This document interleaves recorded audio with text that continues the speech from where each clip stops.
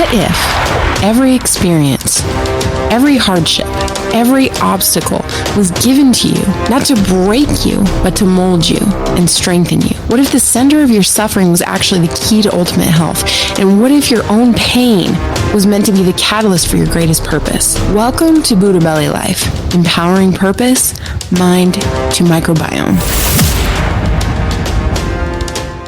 Hello guys, welcome to the Buddha Belly Life podcast.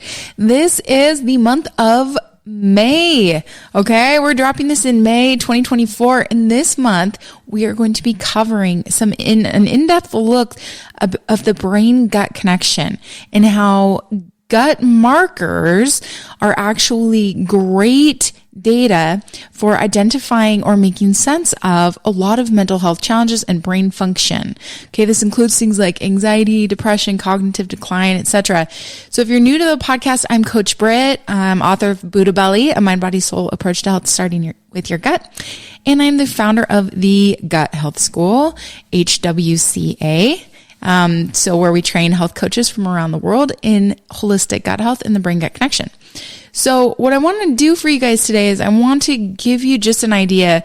If you're new, even if you're not new, if you don't know this, mental health is my passion. Brain function and behavior are really, really interesting to me, and they're really powerful to me because they literally, lay out the quality of our life and how we function, how we interact with people, how we experience life, if we're resilient or not, our behaviors, if we are self-critical, if we are, unhealthy in certain ways, right? If we self-sabotage or things like that. We have power, and that is in our own mind and hopefully over our own bodies and our own choices.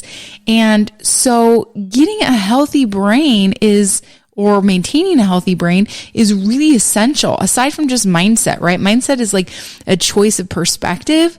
It's choosing to be introspective, to grow, to think a certain way, to reframe thought patterns. But brain function is another thing. And you can have great mindset with crappy brain function. And so we're going to talk about some of this. And this is why mental health and all health in general, I think, is very multifaceted. This is why we refer to it as holistic, mental, emotional, spiritual, and physical, because it absolutely is. So brain function is so important especially because a lot of my audience is health and wellness coaches and people in the wellness professions or interested in them. Okay. If you have somebody with a low functioning brain, they're going to be a difficult client. Okay. And this isn't because they don't want to help themselves or they want to continue to suffer. But the thing is that the brain is responsible for so much. We've got energy, we've got motivation, we've got executive function. So even just planning and execution, or what people call discipline. Okay. They always refer to willpower. I mean, I really hate a lot of these words actually, because they're really action words. They're not really foundational function words. Okay. So if a person lacks motivation, okay, who's to say that they are just lacking something that someone else has? If a person they're very motivated and somebody else is not motivated. Okay. Well, maybe one person has a really healthy functioning brain, or maybe the opposite. Maybe they have an overactive brain that doesn't give them a rest much. And then maybe you have someone else with a very lower functioning brain, a slower central nervous system response. Okay. And this can happen. This is why we refer to things like brain fog. We see this a lot, especially in women with hormone connections. Okay. Different times of the month, times of life, etc. We see hormonal ties. We see it with burnout. Okay. The nervous system is burnt out. We'll see it with brain burnout.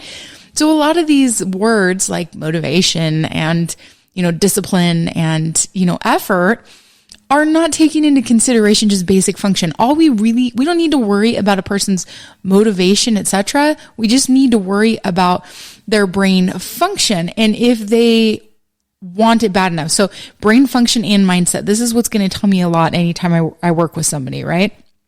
So if they've got a mindset that's really victim-y, that's like, hey, just do this for me. Can I just pay you and get XYZ? Just tell me what to do and blah, blah, blah, blah, blah, right? That tells me right there that they're not ready yet. And maybe it's not because they don't want it bad enough or because they're lazy or something like that. Just maybe their brain's functioning on a low level and they're in an extreme state of overwhelm. Okay. And in a state of overwhelm, they're probably not going to be able to execute a lot of executive functions, like, the disciplined habits and some of that stuff, right? The way paying attention to how a brain functions and how a person functions is just really imperative when working with anybody, especially ourselves even. Okay. This is going to apply to us as individuals all day long, but it's really important in just understanding people.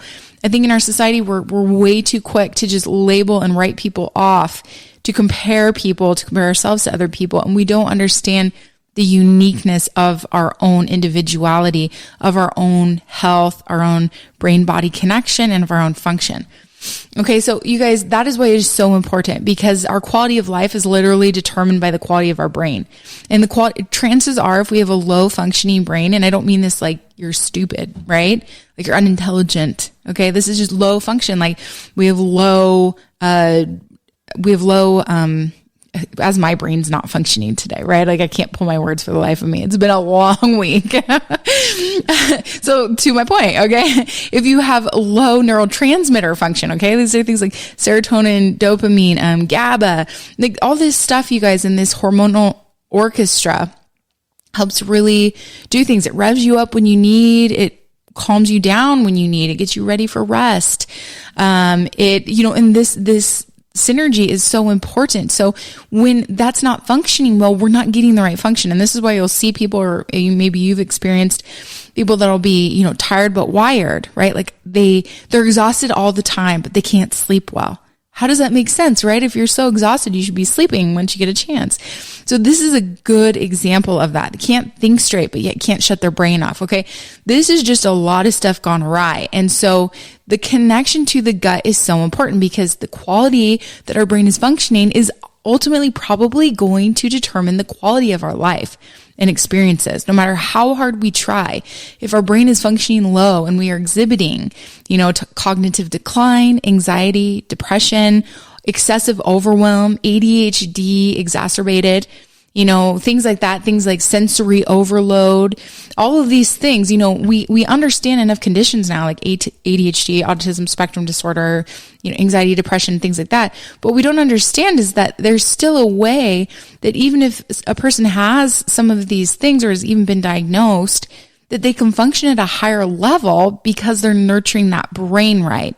They're getting good neurotransmitter functionality, maybe good, cellular regeneration, in their brain neurons and things like that. And so they'll be functioning a lot better. And so what we'll see is less of those exacerbated symptoms. Like with ADHD, you'll see a person be much more calm, potentially maybe better able to set themselves up for success, etc. When they're really wonked out, right? When their nervous system is really revved up, maybe if their brain's not in being taken care of well through some of the things we're going to talk about right now, then you'll see exacerbation of these conditions and a lot of the symptoms that come along with them. And these can be detrimental to our life and to our environment, to ourselves, to the people around us, to the goals we want to have and the things we want to do and the way we want to live. So brain function is just so important. And what's crazy is that if we're struggling with some kind of brain function, then we are struggling with a level of body function, because really it does come from the internal body most of the time. In fact, the gut is the epicenter for neurotransmitters and brain function. So, but in that pathway, that vagus nerve, that brain gut connection, 80% of the communication along the vagus nerve, which is the main nerve from brain to gut, 80% of that is from gut to brain. So 80% of that communication is coming from the gut, and it is affecting the brain. And we know that if the gut is out of whack, if it's got dysbiosis, if it's leaky, etc., then it's going to be also inflaming the body. We'll see it right there. We'll see a tie with inflammation. And these inflammation markers, you guys, like we talk about constantly, is inflammation is connected to every single kind of disease that's out there. Well, what we also know is the brain now has its own sort of like a gut barrier. It's called the blood-brain barrier.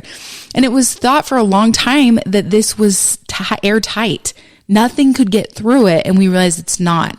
It is semi-permeable. And when in distress, when constantly inflamed in a body where there is inflammation and stuff going on, that blood-brain barrier will become leaky. So you'll start seeing stuff seep into the brain area too and affect our inflammation in the brain, let alone with the brain-gut connection, the neurotransmitter function. So there's a lot. So what we're talking about too is that's the gut-brain connection. So what this can look like. So through getting to where we are now at an advanced state of being able to use things like DNA, microbiome testing, stool analysis, we can see a lot within the gut. And what this may look like, okay, we can actually see, I'm moving here if anybody's following me on video, okay, because I got notes.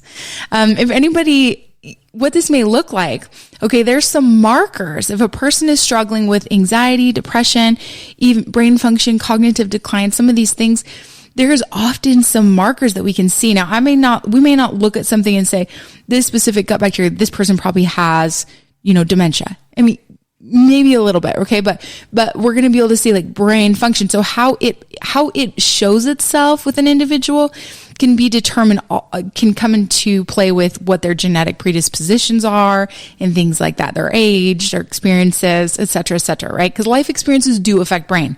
Well, don't ever discount trauma and things like that. But what's crazy is that even with things like trauma and PTSD, they've shown lower rates of PTSD in people who have a healthier gut microbiome. So there's certain bacteria markers that we see actually too in people that tend to have more long-term effects of trauma and have it more affect their mental health and their brain. Okay, so what this may look like. So it may be certain bacteria that we see linked to excessive inflammation, to neurotransmitter function, especially things like GABA, okay, the calming neurotransmitters and stuff like that, okay?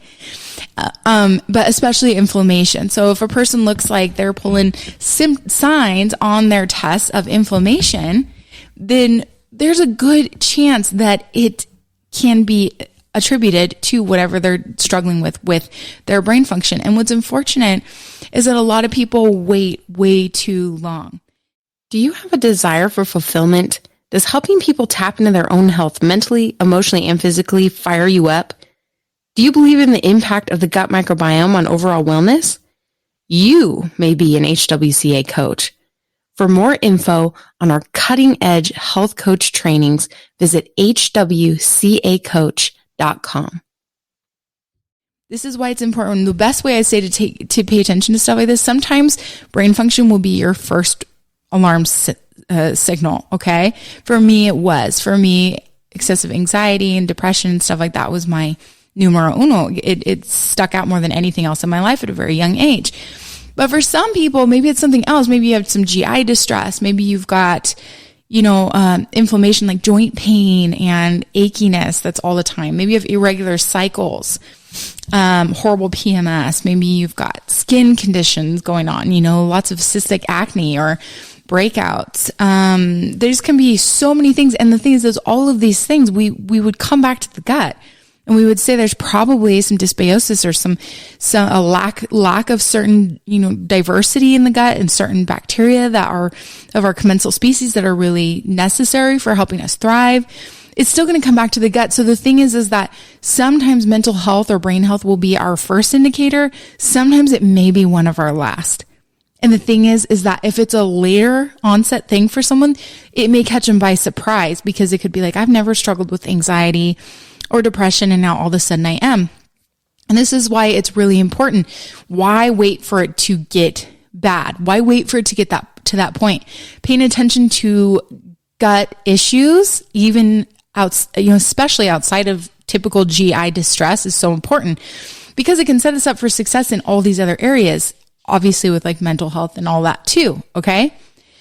So this is something to look for. Okay. So obviously if we were going to do a gut test, if we were going to pull a biome test, and these are totally available. In fact, all of my graduate coaches know how to run these. I run them occasionally for people now, but I usually just obviously work with coaches. But you can find more information on that at buddhabellylife.com. You can contact us, request stuff, or theguthealthschool.com, hwcacoach.com. If you're interested in looking into these gut tests, but what this may look like there is, dysbiosis issues, obviously. So we're going to see higher incidences of some of what we would call gram-negative gut bacteria that have a lot of inflammatory markers. We're going to see maybe lower diversity. So there's going to be less, fighters in the community there that are working for our favor. We're going to see maybe more food sensitivities. Like if we're just going to go off symptoms, a person might have more food sensitivities. It is not unlikely that their mental health or any kind of brain complaints are going to accompany other things that are all gut related when you finally draw it back to that. That's why understanding the gut is so important in like every single type of niche or profession in wellness, I feel like, because it all really does come back to this. But in kids, okay, this is one I really want to talk about too, because in children, this can look different. Okay, first of all, I'm not a professional, I'm just a coach, but I'm giving you some advice because I was a child that struggled with horrid anxiety and depression. Okay, I first started missing school because of my depression, and I think it was the second grade. Okay, and I would say my tummy hurt, and this isn't ironic. It's because there is that connection to excessive anxiety and stress in the gut, or maybe there's issues with the gut that is causing and leading to some of this brain function, and mental health stuff. We don't always know which comes first, the chicken or the egg, but we know that they hold hands and they work together all the time. And eventually they will affect each other either way, no matter where it starts. So especially with kids, you guys, it's really important to pay attention to some of the things they say. If they show a lot of angst about a lot of things, excessive worry. I think so often we want to comfort our kids by just saying, hey, don't worry about that. Not a big deal. Hey, go back to bed. What do you mean? Or we question them. And if they don't give us a good answer, then we kind of write it off. Maybe it's easy to do that. I feel like that's what happened to me. But as a parent, we need to pay attention because there's a lot of markers, and you can please do your research on some of this too, when it comes to psychology, or consult some professionals, because we need to pay attention to our kids. I mean, I just can't advocate for that enough. Obviously, we need to pay attention to our friends and our family and our partners and our neighbors as well. But children are so innocent, and they are really up against a lot right now, and for multiple reasons, which I'm going to get into. But they could have had kind of the crap end of the stick from some early life introductions that mess with their gut microbiome. Okay. So some of these things that mess with the gut in early life are, C-section delivery. Okay. Most babies born by C-section are not swabbed. This is a process where you swab the birth canal and add it to the baby, since the baby didn't get to come through the birth canal. Most people aren't doing this. Doctors don't tell anybody this. So these C-section babies are not even coming in contact with gut bacteria. They get these highly important, powerful commensal species are obtained moving through the birth canal of mom. So when baby misses that by coming through C-section and they're not swabbed, then they're starting out kind of with the shit end of the stick. Honestly, they're not going to get the best setup right off the bat. Okay. Now don't feel guilty if this was you or this is your kid. This is just important information to know so that we can repair, restore, do something about it. Right. Okay. So second, then there's the breastfeeding process. Breastfeeding is then what feeds those species. So even if though, let's say a baby was a C-section baby and they didn't get all those good species, but then they're breastfed for like 2 solid years, they could really make up maybe for some of that, maybe not completely, but there could be some makeup for that, because the breast milk is not only prebiotic, where it's going to feed the gut bacteria, but it's also can be probiotic as well. So they're going to keep getting that reinoculation. And that's why babies, they don't tend to maybe not get sick. They'll either get sick a ton or not at all, right? But when they're breastfeeding, they have the most immunity coming into their body at once, even though they're more fragile because they don't have a built immune system yet. This is kind of nature's way of giving them that. So whether or not a kid was breastfed, we're going to see that. And then their first foods, obviously. Okay. So depending on then if their gut is fed with nutrition or not, depending on if they've eaten more processed foods or they've been introduced to things like, even a lot of like whole milk and stuff like that that's highly pasteurized. Sometimes this is really rough on their guts too. So this isn't a whole episode just on infancy and guts, okay? But a little bit of that is kind of important to understand. And one of the biggest things, guys, too, aside from the birth process, the biggest things is antibiotic use. So if you have a kid that has been prescribed antibiotics, especially before age 2, there's a good chance that they need gut repair. They need some really good intentional focus on putting that gut back together, because antibiotics decimate the environment. They don't just kill bad bacteria or gram negative. They kill a lot of the gram positive. And unfortunately, those positive commensal species grow back slower than the ones that cause us a lot of distress. Okay. So when the bad guys can grow back so much faster, that means they get to take over the ecosystem, and we don't want that. And this happens for a lot of kids, especially if they've been on antibiotics before age 2. Recovery from early life antibiotic usage can actually be incredibly difficult. So if that is your kid, if that's you, if that's a part of your story, please pay attention, because we can't discount how this can be playing into the later, early on now mental health epidemic that we're seeing amongst our teens and our kids. This is critical information, and it could be a gut related issue. So then, they live in a world with tons of processed foods and artificial dyes. They live in a world, we live in a world with a lot of external stressors. And now, guys, our kids, all right, and I speak for myself as well, but our kids are on social media or tablets or phones or technology. And this is messing with the brain as well, because it is providing all this excessive stimulation. It's overstimulating parts of the brain that are trying to develop. It's overstimulating a nervous system. And we're having issues then with neurotransmitters. We're having issues with natural dopamine release and things like that, because they're getting all this artificial to such an extent that it's like a high drug. Then without it, they just don't have it. And so this is having horrible effects, let alone being sedentary if you're doing these things, right? So these are a multitude of ways that this stuff is that our kids' brains are affected. So when we're going back to the drawing board with anybody saying, how do we work on your brain health, or even preventatively with our kids, like please work. If you can do anything. I mean, of course we don't want to see our kids have diseases and diabetes and all that. But often I think if our kids aren't overweight, and they seem fine, then we tend to write off what could really be going on inside their bodies. And we tend to not see, mental health until it's gotten bad and we feel really lost in it. So if you can do something ahead of time, the gut is a great place to pay attention to this, you guys.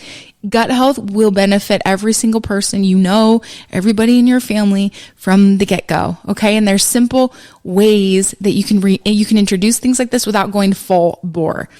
Okay. So what to implement. Here's some things. Here's just some basic things. If you really extra brain function, okay, there's a few things that we can add more of in our life, okay, that are going to make it better. So omega-3 fatty acids, okay, healthy fishes, take a supplement, something like that. This can be good for like neurogeneration and things like that. And protecting of like the myelin and the brain and a lot of that function. Diversify fibers. We got to find fiber. Okay. Like most people, you guys, I'm not going to lie. I'm going to be completely honest with you. I think adequate fiber can still be a hard part of my diet. I eat incredibly clean. I follow very gut healthy food, eating patterns for like almost all my meals every single day. But because I do that, because I don't do a lot of excess carbohydrates and things like that, it can be a lot harder for me to get in the amount of fiber that I really want, or diversify it. Here's the thing too, is because there's different kinds of fibers in certain vegetables versus certain fruits versus maybe some non-processed starches and stuff like that. Because we were really meant to be more grazers, right? We were going to eat what was around us. So adding things in that can be more fibrous, bring more fiber. I obviously put a veggie with every meal, and I try and do almost half my plate in vegetables. Okay. Like having some things like carrots and maybe some fruit or berries around for snacks for your kids is a great way to include some of that too. If they can tolerate it, maybe gluten-free oatmeal and stuff like that. So you don't want it to come with the glyphosate and all that stuff as well. But sweet potatoes and stuff, just like start researching your fibers and figure out how we can just add some more here and there. Certain flax seeds and stuff like that. This can be really great for brain. And these are actually things, you guys, that are really simple. They kind of introduce some of the same effects as Ozempic. So I know everyone, people are talking now about this weight loss drug, and obviously don't even get me started on it. But there's a lot of things in nature that simulate some of these same things. So adding these healthy fibers, even for our kids, finding recipes even maybe where we can, make healthier like bars or muffins or something out of really whole food ingredients and fiberify them and more whole foods. The more we can add that, the better. Obviously, good quality probiotics are great too. So if you can get that too, which like I said, you can find out more about this on BuddhaBellyLife.com. We do have protocols that you guys can access. In fact, if you use code podcast May for this month, you're going to get our Buddha Belly protocol is usually just under $300, but you're going to get a code for $100 off that. And if you want, if you do that, we're going to send you the book. You're going to have access to the course for a whole year and all this stuff that's going to help you kind of on how to cultivate gut health. So whether it's for you or your kids, but especially for brain function, this is what got me into gut health. It's what will keep me in gut health is brain function. Okay. It's so cool that it happens to increase your metabolism most of the time. A healthy gut is going to reduce inflammation and joint pain. It is going to make you more resilient to stress. It is going to lower your risks of disease and cancer and cognitive decline and all of these cool things, right? But mental health and brain function is what allows you to enjoy now. It's what allows you to have a peaceful life or a happy life. I like to say peaceful because it's not always happy, but a healthy life can experience a range of emotions. It can be resilient when we go through hard things. It can also sit still. Okay. How many of us can't sit still anymore? Or some of us are the latter. We can't get going. Okay. So it's really important with your brain health and with your brain function to start valuing that. And we can do a lot. They're calling our Alzheimer's now type 3 diabetes because it's showing up similarly and lifestyle correlated, just like type 2 diabetes. Okay. It has very similar patterns, which means even if we're genetically predisposed, there's so many factoids about our lifestyle that can either assist this in happening or prevent it from being our story. And the gut is where we start with all this. Okay. So each individual gut's going to be a little bit different, and you guys really diving into this is going to be really important. But if you have somebody that you want to help with mental health, okay, having a great therapist, having a great counselor, seeking the professionals for things like that is really important. And then figuring out what you can do to support that gut biome. And if you want, what helps too sometimes is you can do a biome test and you can look at it. And sometimes when people see that on paper, they believe it. Because it's one thing to say, okay, we can work on your gut and maybe it'll help with your depression or your anxiety. But if we can look at a biome test, if we can look at a gut test and say, hey, we can see that you're producing low GABA, which is supposed to calm you down. We can see that a lot of the bacteria associated with neurotransmitter function is low. We can see, dysbiosis issues, which is probably going to show us that there's a lot of inflammation and dysbiosis going on, which is going to cause a lot of inflammation. So all these are really common markers that we see in people that tend to present with things like depression, anxiety, et cetera, cognitive decline. Okay. So this is really common and we see this. So we can use through strategic supplementation, lifestyle, and diet, we can come in here and we can start changing what shows up on that test. And you'd be shocked at how many times it improves this functionality.